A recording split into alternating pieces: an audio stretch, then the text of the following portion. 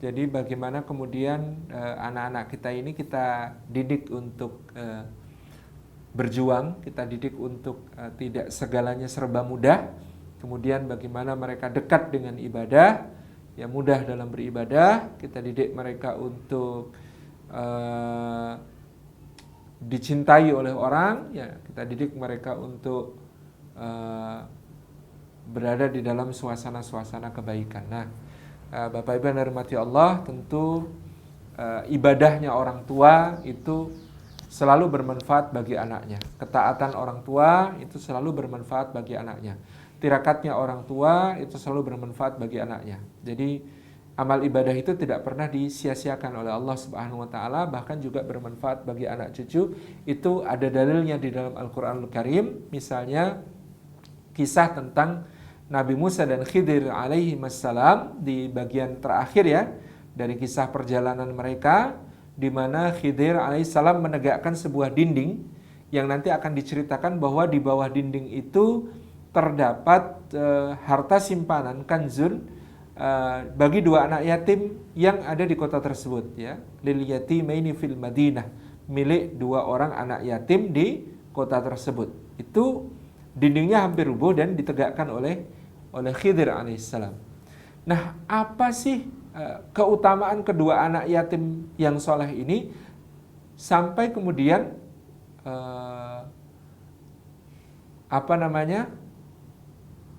mereka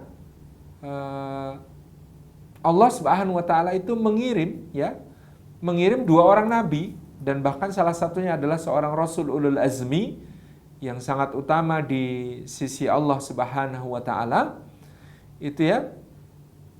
Itu untuk menyelamatkan harta simpanan yang akan dimanfaatkan oleh kedua anak yatim tersebut. Ternyata fadilahnya adalah, keutamaannya adalah karena wa kana abuhuma salihan, yaitu karena bapak kedua anak yatim dulu itu adalah seorang yang soleh. Dan kalau kita baca tafsir, ternyata bapak yang dimaksud di dalam ayat ini, wa kana abuhuma salihan, itu kan bukan bapak langsung, tetapi kakek ketujuh. Kakek ketujuh kesolehannya masih bermanfaat bagi cucunya yang ketujuh, sampai Allah mengirimkan orang nabi dan rasul untuk menyelamatkan harta simpanan yang harus kelak mereka manfaatkan. Jadi ini dalil bagi manfaat bukan cuma manfaat ukhrawi yang kelak akan dikumpulkan di surga yang sama, tapi manfaat duniawi dari kesolehan orang tua untuk anaknya yang soleh. Ini dalil yang sangat jelas. Dari kakek ketujuh sampai ke cucu ketujuh ternyata membawa manfaat yang besar.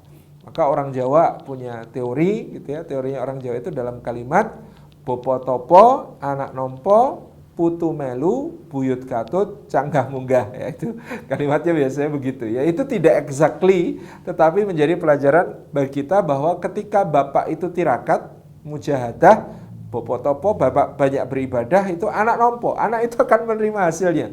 Itu ya, anak itu akan merasakan hasilnya. Putu melu, cucu juga ikut merasakan. Ya, buyut katut, buyut masih terbawa gitu ya, buyut masih terbawa. Canggah munggah, nah canggahnya harus sudah naik lagi gitu.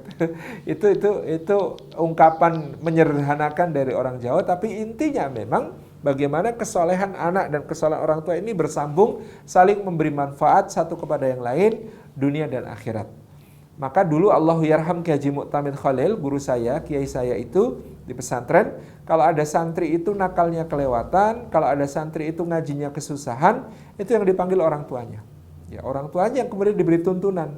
Ya, kalau di rumah tolong ya sempatkan meskipun cuma 2 rakaat ditambah 1 rakaat itu tahajud, doakan anaknya. 2 rakaat membaca qul ya kulhu, kata beliau ya, membaca qul ya ayyuhal kafirun dan qul huwallahu ahad.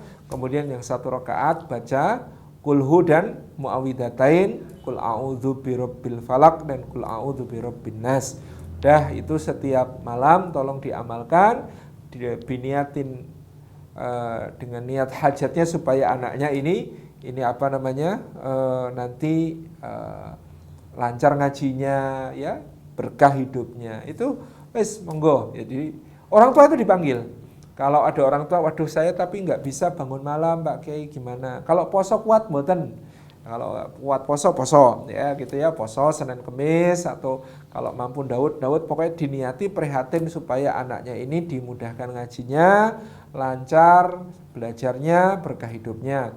Kemudian wah puasa juga nggak kuat Pak Kiai. Ya wis, kalau nggak kuat sholat malam, nggak kuat puasa, sedekah mawon Pak. Jadi kan wis diakai-akai sedekah ya, diakai-akai sedekah semampunya kepada fakir miskin dan anak yatim sekitar, kalau bisa dirutinkan.